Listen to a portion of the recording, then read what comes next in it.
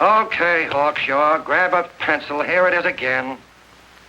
About 5'5", brown eyes, light chestnut hair, and as fine a pair of legs as ever walked into this office. Did you want to see me? No. I've had the whole Army and Navy out searching for you because that's a game we play here every day. I remember distinctly being fired. That's right. But you have a piece of property that still belongs to this newspaper, and I'd like to have it. What's that? The letter. What letter? The letter from John Doe.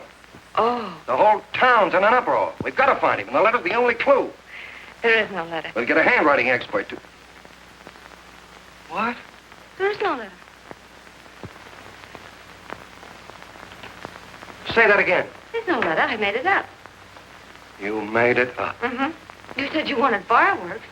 Don't you know there are 9 jobs waiting for this guy? 22 families want to board him free. 5 women want to marry him, and the mayor's practically ready to adopt him, and you... Just called the morgue, boss. He said there's a girl there. Shut up. Ann! Say, why didn't you... Beatty. Only one thing to do, Hank. Drop the whole business quickly. How? Run its story. Say John Doe was in here and is sorry he wrote the letter and... That's right. They've got it, sure. He came in here, and I made him change his mind. Bulletin editor saves John Doe's life. Why, it's perfect. I'll have Ned write it up. Oh, Ned, I got a story I want you to... Wait a minute. Listen, you great, big, wonderful genius of a newspaper man. You came down here to shoot some life into this dying paper, didn't you? Well, the whole town's curious about John Doe, and boom, just like that, you're going to bury him. There's enough circulation in that man to start a shortage in the ink market. And what man? John Doe. What John Doe? John Doe, the one I made up. Look, genius. Now, look. Suppose there was a John Doe and he walked into this office. What would you do? Find him a job and forget about the whole business, I suppose, huh? Not me. I'd make a deal with him. A deal? Sure, when you get hold of a stunt that sells papers, you don't drop it like a hot potato. Well, this is good for at least a couple of months. You know what I'd do? Between now and, let's say, Christmas when he's going to jump, I'd run a daily on.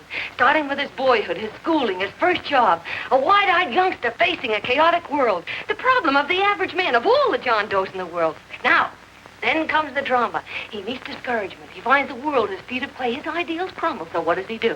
He decides to commit suicide and protest against the state of civilization. He thinks of the river, but no. No, he has a better idea. The city hall. Why? Because he wants to attract attention. He wants to get a few things off his chest, and that's the only way he can get himself heard. So? So he writes me a letter, and I dig him up. He pours out his soul to me. And from now on, we quote, I protest by John Doe. He protests against all the evils in the world. The greed, the lust, the hate, the fear. All of man's inhumanity to man. Arguments will start. Should he commit suicide or should he not? People will write in pleading with him. But no, sir, John Doe will remain adamant. On Christmas Eve, hot or cold, he goes. See? Very pretty. Very pretty indeed, Miss Mitchell. But would you mind telling me who goes on Christmas Eve? John Doe. What John Doe? The one we hire for the job, you lunkhead. Wait a minute. Let me get this through this lame brain of mine. Are you suggesting we go out and hire someone to say he's going to commit suicide on Christmas Eve? Is that it? Well, you're catching on. Who, for instance? Anybody. Beanie'll do. Why, sure. Who, me?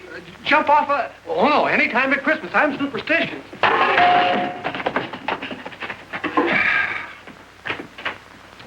Miss Bishop, do me a favor. Will you go on out and get married and have a lot of babies, but stay out of newspaper business. Better get that story in, Hank. It's getting late. You're supposed to be a smart guy. If it was raining $100 bills, you'd be out looking for a dime you lost someplace. Holy smokes, wasting my time listening to this mad woman. Look, Chief, look at the Chronicle. It's running on John Doe. They say it's a fake. Why, the no good to... John Doe story, amateur journalism. It's palpably phony. It's a wonder anyone is taking it serious. What do you think of those guys? That's fine. That's fine. Now fall right into their laps. Go ahead. Say John Doe walked in and called the whole thing off. You know what that's going to sound like on top of this. That's all, Ned. Thank you. All right. Amateur journalism, huh? Why, that bunch of sophomores, I can teach them more about... Hey, boss, get a load of this. Wow. Look. What do they want? They all say they wrote the John Doe letter. Yeah, boss. Oh, they all wrote the letter. Tell them all to wait. Look, Mr. Cannell, one of those men is your John Doe. They're desperate and will do anything for a cup of coffee. Pick one out and you can make the Chronicle eat their words. I'm beginning to like this. If you ask me, Hank, you're playing around with dynamite. No. The gal's right. We can't let the Chronicle get the laugh on us. We've got to produce a John Doe now. Amateur journalism, huh? I'll show those guys. Sure, and there's no reason for them to find out the truth either, because naturally I won't say anything. Okay, sister, you get your job back. Plus a bonus. What bonus? Or the bonus of $1,000 the Chronicle was going to pay me for this little document. You'll find it says, I, Ann Mitchell, hereby certify that the John Doe letter was created by me. I can read. Sorry. You think this is worth $1,000, do you? Oh, the Chronicle would consider it dirt cheap. Packs everything, including a gun.